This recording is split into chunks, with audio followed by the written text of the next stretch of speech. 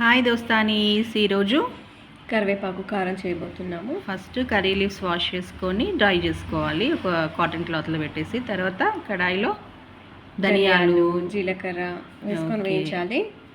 కొద్దిగా వేగాక కొంచెం దూరగా వేగాలి. వేగాలి. ఓకే, ఇప్పుడు ఎండుమిర్చి యాడ్ చేసుకున్నాము.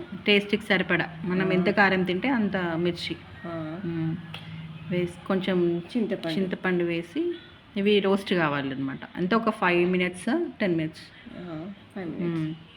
తర్వాత స్టవ్ ఆఫ్ చేసేసి ఒకసారి కలుపుకొని చల్లార్చుకోవాలన్నమాట. చల్లార్చుకున్న తర్వాత మిక్సీ జార్లోకి ట్రాన్స్ఫర్ చేసి దీన్ని గ్రైండ్ చేసుకోవాలి. ధనియాలు, మళ్ళీ కొంచెం ధనియాలు వేస్తాం మేము. వెల్లుల్లి, తర్వాత కల్లుప్పు వేసుకొని వేసేసుకొని పక్కన పెట్టేసేద్దాము. నెక్స్ట్ కడాయిలో వేయించుకుందాము.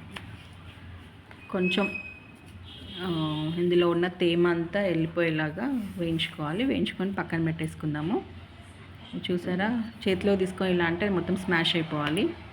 ఈలోపు మనం కారం మిక్సీ పట్టేసాము. ఇలా కొంచెం బరకగా రావాలి. ఓకే, ఇప్పుడు కరివేపాకుని యాడ్ చేసుకుందాం. ఓకే, చూసారా, ఫైన్ పౌడర్ రెడీ అయిపోయింది. మనకి కరివేపాకు కారం రెడీ అయిపోయింది. పోపేసుకుందాము. ఆయిల్ పోసేసి ఆయిల్ హీట్ అయ్యాక ఆవాలు చిటపటలాడాక జీలకర్ర వేసుకుందాం. ఓకే, తర్వాత శనగపప్పు, అలాగే మినపప్పు, కొద్దిగా పసుపు వేసుకొని కలుపుకుందాం. ఓకే, చక్కగా వేగాయి కదా, పౌడర్ యాడ్ చేసుకుందాము. కరివేపాకు పౌడర్. ఓకే, వేసేసి కలిపేయడమే, అంతేనా? నెక్స్ట్ ఒక బౌల్లోకి ట్రాన్స్ఫర్ చేసుకోవాలి. అంతే, యమ్మీ కారం రెడీ.